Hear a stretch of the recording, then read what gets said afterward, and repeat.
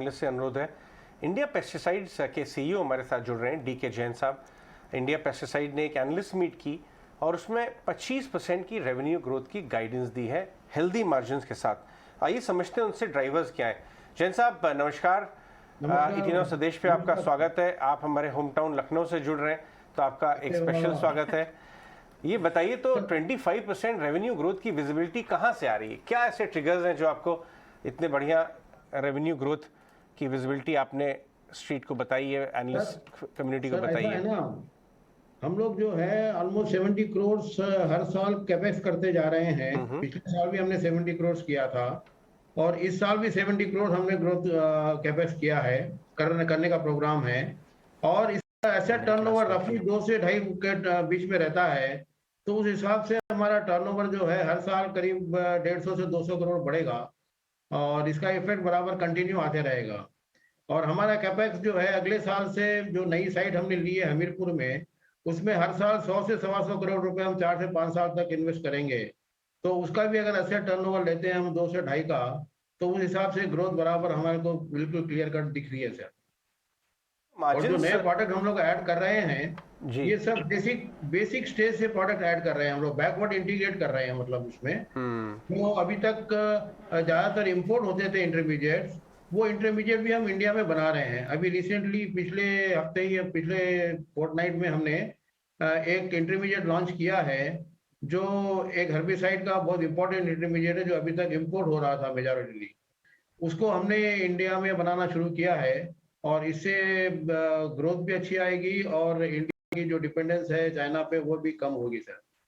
Okay, तो एक तो आपका जो 70-75 करोड़ का सालाना कैपेक्स है वो सब ऑन स्ट्रीम आ रहा है, इसकी वजह से रेवेन्यू ग्रोथ आएगी। और दूसरा आपको ये जो इंपोर्ट सब्स्टिट्यूशन का बेनिफिट मिलता हुआ, जाने से पहले मार्जिन की जो विजिबिलिटी आपने बताई है 25-26% मार्जिन विजिबिलिटी, क्योंकि हम तो जितने भी प्रमोटर्स से बात कर रहे हैं यहाँ पे केमिकल जोन में, यूजुअली सब बता रहे हैं लास्ट कुछ महीनों में, क्वार्टर्स में लॉजिस्टिक्स के इशू की वजह से, चाइना के इशूज की वजह से रॉ मटेरियल में प्रेशर बना, तो मार्जिन में प्रेशर बना। आप बता रहे हैं कि 25-26% के मार्जिन यहाँ से विजिबिलिटी है, वो कैसे?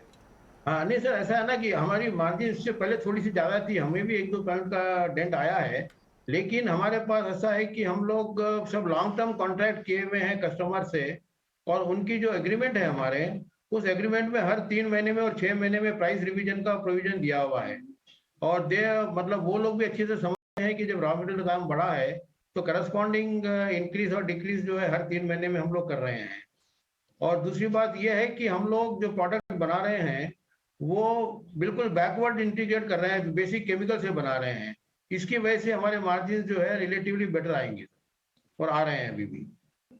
ऑलराइट, बिल्कुल, एब्सोल्युटली। बहुत बहुत शुक्रिया जैन साहब आज हमसे बात करने के लिए और ये सारी बातें हमसे, सारे इनसाइट्स हमसे शेयर करने के लिए बहुत बहुत शुक्रिया आपका। धन्यवाद आपका, बहुत बहुत धन्यवाद जी। इंडिया पेस्टिसाइड के सीईओ डीके जैन जी हमसे बात कर रहे थे और हमने देखा कि पीछे के दिनों में प्रोमोटर ने यहाँ कुछ बातें, कुछ शेयर्स भी ओपन मार्केट से खरीदे हैं और ये एनालिस्ट मीट में उन्होंने जो क्रूशियल डिटेल्स निकली उसके बाद हमने कोशिश की कि व्यूवर्स तक भी एक व्यू यहाँ पहुँचाया जाए। एक बार इसका टेक चेक ले लेते हैं। इनफैक्ट स्टॉक तो कैसा स्टॉक आप देखते हैं ऐसे चार्ट पर, अगर एक चेक दे पाए हमें राजेश इंडिया पेस्टिसाइड का? तो प्रियंका जी देखिए, मैं ये स्टॉक को क्लोजली ट्रैक नहीं करता हूँ, तो अगर आप किसी और रिसर्च एनालिस्ट से पूछ लेंगे तो ठीक रहेगा। जवाब देना चाहेंगे? देखिए, इंडिया पेस्टिसाइड्स का अगर आप चार्ट देखें तो IPL लिमिटेड के नाम से ये ट्रेड होता है। 20% इस हफ्ते चला है। प्रियंका ने जैसे बताया कि प्रमोटर ने ओपन मार्केट परचेजेस भी किए, बट अगर आप लास्ट 1 साल से देखें तो ये 350 वाला लगभग 250 आया है, क्योंकि स्टॉक थोड़ा सा अंडर परफॉर्म किया है। रुचित, आप देख सकते हैं इंडिया पेस्टिसाइड्स के चार्ट पर क्या हो रहा है? लिस्टिंग के बाद एक ब्रॉड कंसोलिडेशन ये स्टॉक में देखा और अप्रैल महीने से जैसे ब्रॉडर मार्केट्स में करेक्शन हुआ उस लाइन में ये स्टॉक में भी करेक्टिव फेज देखे। अब डेली बेसिस पे देखेंगे तो जब तक ये हाई टॉप हाई बॉटम का स्ट्रक्चर फिर से रिज्यूम नहीं होता है तब तक स्टॉक में कोई बड़े मूव्स एक्सपेक्टेड नहीं है। सो आई थिंक एक वेट करना चाहिए कुछ फॉर्मेशन चेंज होने का, इनकेस कुछ हाई टॉप हाई बॉटम बनता है या फिर अच्छे वॉल्यूम्स आते हैं सस्टेनेबल बेसिस पे, तो आई थिंक उसके बाद स्टॉक में कोई बाइंग इंटरेस्ट बनेगा। ऑलराइट, ठीक है।